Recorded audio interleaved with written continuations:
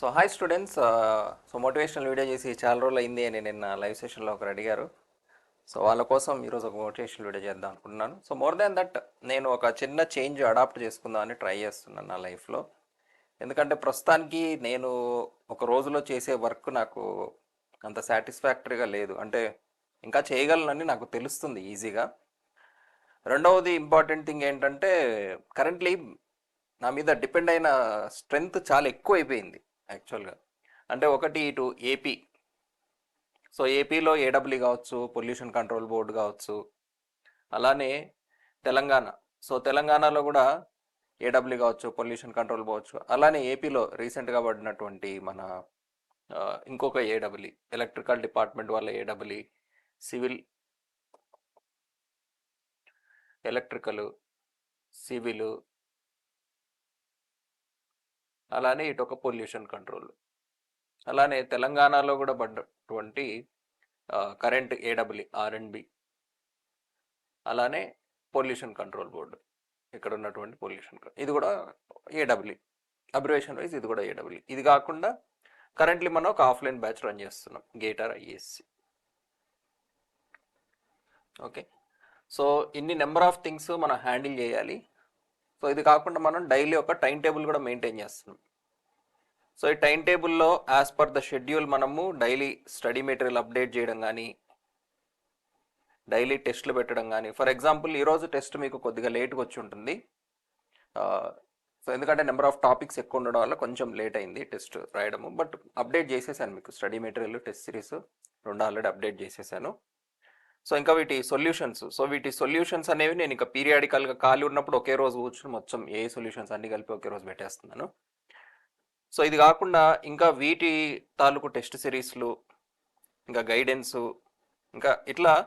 So ఇంకా మనం చేసేటటువంటి వర్క్ సరిపోయేటట్లు ఇంతమందిని హ్యాండిల్ చేయాలంటే సో మన ప్రొడక్టివిటీ పెంచాలి అని అయితే నాకు అర్థమవుతుంది. సో ప్రొడక్టివిటీ పెంచడం కోసం ఏం చేద్దామా, ఎలా చేద్దామా చాలా ట్రై చేశా. అంటే పొద్దున్నే లేచి యోగా చేద్దామా, లేకపోతే ఇంకేదైనా చేద్దామా, బాడీ ఎక్కువసేపు సపోర్ట్ చేయడానికి ఏం చేయాలి, అసలు ఎక్కువ పని చేయాలి, అట్ ది సేమ్ టైం ఆరోగ్యం డిస్టర్బ్ కాకూడదు. మనం వర్క్ ఎక్కువ ఉంది కదా అని ఎక్కువ చేసి ఆరోగ్యం దెబ్బతింటే షెడ్యూల్ ఇంకా వెనక్కి వెళ్ళిపోతుంది. సో ఈ ఓవరాల్ షెడ్యూల్లో నేను హెల్తీగా ఉండడం అనేది ఇంకా ఇంపార్టెంట్ నాకు. సో మన హెల్త్ డిస్టర్బ్ అవ్వకుండా కష్టపడాలి, ఏం చేయాలి, పొద్దున్నే లేవాలి, ఎక్కువ పని చేయాలి. సో ఎట్లా చేయాలి దీన్ని అని ఆలోచిస్తే నా చేతుల్లో లేని ఫ్యాక్టర్లు కొన్ని, నా చేతుల్లో ఉన్న ఫ్యాక్టర్లు కొన్ని నన్ను డిస్టర్బ్ చేస్తున్నాయి. సో అందులో స్టూడెంట్స్కి ఒక పెద్ద ప్లస్ పాయింట్ ఎక్కడ వస్తుందంటే ఈ డైలీ టైం టేబుల్. దీనివల్ల అన్నింటిలో స్టూడెంట్కి ఉన్న అడ్వాంటేజ్ ఏంటంటే ఈ రిమోట్ కంట్రోల్ అనేది నా చేతిలో పెట్టుకోవడం. అంటే రెస్పాన్సిబిలిటీ అంతా నేను తీసుకున్నా, మీరు మర్చిపోండి ఎప్పుడు సిలబస్ అయిపోతుందో, నేను చెప్పింది ఫాలో అవుతూ ఉండండి అనేది. రిమోట్ కంట్రోల్ నేను తీసుకోవడం వల్ల మీకు కొంచెం ఈజీ అయి ఉండొచ్చు. అయిందో లేదో మీరే చెప్పండి. సో ఇలానే సో నా చేతుల్లో లేని ఫ్యాక్టర్స్కి ఇక మనం ఏం చేయలేం. కానీ సో నా చేతుల్లో ఉన్నంత వరకు ప్రొడక్టివిటీని పెంచుకోవడానికి మనం ఏం చేయాలి అంటే మన రిమోట్ కంట్రోల్ ఇంకెవరి చేతులైనా పెట్టాలి అని నాకు అనిపించింది. అయితే నన్ను ఎవడు కంట్రోల్ చేస్తాడు? నాకు ఇంకొకరు కంట్రోల్ చేస్తే నచ్చదు. బేసిక్గా నేను కొంచెం ఫ్రీడమ్గా నాకు నచ్చినట్టు పని చేయాలనుకునేవాడిని. నువ్వు ఇట్లా పని చేయి, అట్లా పని చేయి, ఇది చేయి, అది చేయని ఎవరైనా మీరు సజెషన్స్ చెప్తున్నా కూడా నేను అప్పుడప్పుడు కొంచెం నెగిటివ్గా రియాక్ట్ అవ్వడానికి కారణం ఏంటంటే నేను అడిగినప్పుడు సజెషన్ చెప్తేనే నచ్చుతుంది, వేరే టైంలో సజెషన్ చెప్తే నచ్చదు. అందుకే అది రైటా రాంగా అనేది నాకు అనవసరం, అది నా నేచర్ అంతే. ఫ్రమ్ చిన్నప్పటి నుంచి అడిగినప్పుడు సలహా వినడానికే ఇష్టపడతాను నేను. ఉచిత సలహాలు అంటే ఎందుకో నాకు ఇష్టం ఉండదు. ఎందుకంటే మనం వింటూ పోతే ప్రతివాడు చెప్తూ ఉంటాడు, మన పాత అంతా డీవియేట్ అయిపోతుందని ఒక స్ట్రాంగ్ ఫిలాసఫీ ఉంది నా లోపల. తప్పు చేసినా సరే let me do it mistake. తప్పు చేసి నేను తెలుసుకుని నన్ను నేను ఇంప్రూవ్ చేసుకుంటా. రేపు వాడు చెప్పింది వీడు చెప్పింది అటు ఇటు పోయి అరే నేను ముందనుకుందే బాగా చేసి ఉంటే బాగుండేదంటే ఫీలింగ్ని మాత్రం నేను బేర్ చేయను. అందుకని నాకు ఎప్పుడైనా ఒక్కొక్కసారి స్టూడెంట్కి ఏం అవసరం అనేది క్లారిటీ ఉండదు. ఒక్కొక్కసారి నాకు నిజంగా స్టూడెంట్కి ఇదే నాకు కావాల్సింది, వాళ్ళకి ఏం కావాలి అంటే మీ పాయింట్ ఆఫ్ వ్యూ నేను అర్థం చేసుకోవడానికి సజెషన్ అడుగుతా తప్ప ఈ పనిని నేను ఎలా చేయాలనే దానికి నేను ఎప్పుడు సజెషన్ అడగను ఎవరైనా చెప్పినా కూడా నేను వినను. నా అంతటా నేనే తెలుసుకుంటా. అదే నా నేచర్. కానీ స్టూడెంట్ ఫీడ్బ్యాక్ అంటే వాళ్ళ సైకాలజీ అన్నీ ఒక్కొక్కసారి మనకు కరెక్ట్ అర్థం కావు. ఈ టైంలో స్టూడెంట్ మైండ్ సెట్ ఎలా ఉంది అది ఫీడ్బ్యాక్స్ ద్వారానే తెలుస్తుంది మనకు. సో అది హోప్ మీరు కూడా అర్థం చేసుకోండి. సజెషన్స్ నేను అడిగినప్పుడు మాత్రమే చెప్పండి. సో నేను కూడా ప్లెజెంట్గా పాజిటివ్గా రియాక్ట్ అవుతుంది దానికి తగ్గట్టు. ఓకేనా? సరే, అసలు విషయానికి వస్తే మరి నాలాంటి వాడు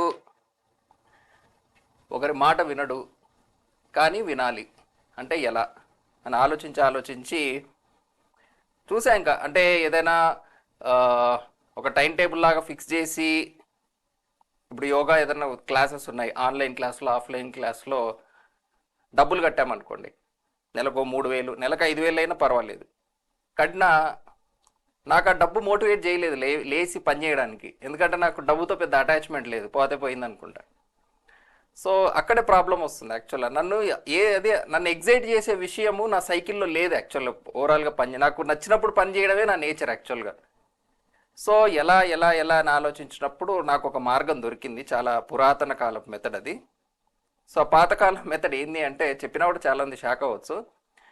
అంటే ట్రై చేస్తున్నా, జస్ట్ వెరీ సూన్ ఇంప్లిమెంట్ చేస్తా. అది ఎప్పుడనేది తెలీదు. వెరీ వెరీ సూన్, మేబీ ఒక 1-2 డేస్ అంతే. ఓకే, జస్ట్ మన సైకిల్ అలైన్ అవ్వడానికి అంతే. సో అదేంటంటే రోజు గుడికి వెళ్ళడం. రోజు గుడికి వెళ్ళడానికి దీనికి ఏంది సంబంధం అని మీరు అడగచ్చు. నాకు దేవుడి మీద పెద్ద, దేవుడు అంటే అదే చెప్తున్నాను కదా, గుడిలో ఉన్న దేవుడి మీద పెద్ద నమ్మకం అయితే ఏం లేదు. కానీ బట్ మనం ఒక పార్క్కి వెళ్ళాలంటే మనకు నచ్చినట్టు వెళ్ళచ్చు. నేను స్నానం చేయకుండా వెళ్ళచ్చు, షార్ట్ వేసుకొని వెళ్ళచ్చు, తల దూకోకుండా వెళ్ళచ్చు, ఎట్లా పడితే ఎట్లా వెళ్ళచ్చు. నన్ను ఎవడు అడగడు. నేను మాల్కి వెళ్ళినా షార్ట్ వేసుకొని వెళ్ళిపోగలను హ్యాపీగా, ఎవడు నన్ను అడగడు. సో షాపింగ్కి వెళ్ళినా ఎక్కడికి వెళ్ళినా నాకు ఇష్టం వచ్చినట్టు ఉంటా, ఇష్టం వచ్చినట్టు తిరుగుతా. నేను క్లాస్ చెప్పేటప్పుడు కూడా మీరు నా అవతారం చూస్తూ ఉంటారు, ఎప్పుడు ఎట్లుంటారు నాకే తెలియదు. సో అలా మనకు ఒక రెస్ట్రిక్షన్ కంట్రోల్ చేసే ఒక ప్లేస్ ఏదైనా ఉందంటే అది టెంపులే అనిపించింది నాకు. ఎందుకంటే ఎంత నమ్మకం లేకపోయినా ఇన్బిల్ట్గా over the period of years నా సైకాలజీలో స్ట్రాంగ్గా ఎట్లా పడితే అట్లా గుడికి వెళ్ళలేమనేది ఒకటి రిజిస్టర్ చేశారు మా ఫ్యామిలీలో. నమ్మకం కంటే కూడా ఆ ఒపీనియన్ అనేది స్ట్రాంగ్ ఉంటుంది. మీకు ఇంకా బెస్ట్ ఎగ్జాంపుల్ చెప్పాలంటే, అవతల వాళ్ళు ఇంగ్లీష్ మాట్లాడినప్పుడు మనం కొంచెం డౌన్ అయిపోతాం, మనకు ఇంగ్లీష్ అంత ఫ్లూయెంట్గా రాదు కాబట్టి. సో అక్కడ ఇంగ్లీష్ వాళ్ళు తెలివైన వాళ్ళు అనే ఒపీనియన్ అయితే నాకేం లేదు. ఇంగ్లీష్ మాట్లాడినంత మాత్రాన వాడు ఏదో పెద్ద గొప్పవాడనే ఫీలింగ్ లేదు. కానీ ఇన్హెరెంట్గా సంవత్సరాల తరబడి ఏదో అట్లా ఇంగ్లీష్ మాట్లాడే వాళ్ళు ఉండగానే లేదా చుట్టూ జనాలు ఉండగానే డౌన్ అయిపోవడం అనేది ఒక అలవాట్లాగా అయిపోయింది నా బాడీలో. అట్లనే గుడికి వెళ్ళేటప్పుడు మనం పొద్దున్నే అట్లీస్ట్ ఫ్రెష్ అప్ అయ్యి మంచి బట్టలు వేసుకుని, షార్ట్లతో అయితే వెళ్ళాం కదా జనరల్గా. సో అట్లా రోజుకు గుడికి వెళ్ళడం అనే ఒక సైకిల్ పెడితే ఎట్లుంటుందా అని ఆలోచిస్తున్నా. సో ఇది కూడా యోగా లాంటిదే, ఏమో ట్రై చేద్దాం మన బాడీకి. యోగా అనేది ఒక ప్రక్రియ, ఒక పని కదా. అంటే ఒక పని చేయడానికి మన బాడీ ఏమైనా సహకరించడం లేదా అంటే ఇంత పని పెట్టుకుని మళ్ళీ ఇది ఒక పని అని అనుకుంటుందా, ఎందుకు నా వర్క్లో ఇది అలైన్ అవ్వడం లేదు అంటే. నేను కొంచెం సన్నగా ఉంటాడు, చాలామంది నేను ఏదో మెయింటైన్ చేస్తా బాడీ అనుకుంటారు, కానీ ఏం మెయింటైన్ చేయను, అది మెయింటైన్ అవుతూ ఉంటుంది దాని అంతటదే. So something I thought to adapt productively. So first దానికి ఎక్కువ ఇబ్బంది కలిగకుండా నచ్చినట్టుగా ఒక సైకిల్లో పొద్దున్నే లేచి ఎక్కువ ప్రొడక్టివిటీ ఉండేలాంటి ఒక సైకిల్ ఏదో క్రియేట్ చేయాలి అని అనిపించింది. సో అలా అందుకే పాత మెథడ్ అన్నా. సో ఇది మీకు ఎంతవరకు ఉపయోగపడుతుందో, అసలు ఇది మోటివేషనల్ వీడియో కిందకి వస్తుందో రాదో కూడా నాకు తెలీదు. సో నేను ఇంకా ఎక్కువ ఎగ్జామ్స్ ఉన్నప్పుడు నేను ప్రొడక్టివ్గా ఎట్లా ఉండాలి అని ఆలోచిస్తూ నాకు వచ్చినటువంటి ఐడియా ఇది. సో మీకు యూజ్ అవుతుందని ఆశిస్తూ థ్యాంక్స్ ఫర్ వాచింగ్.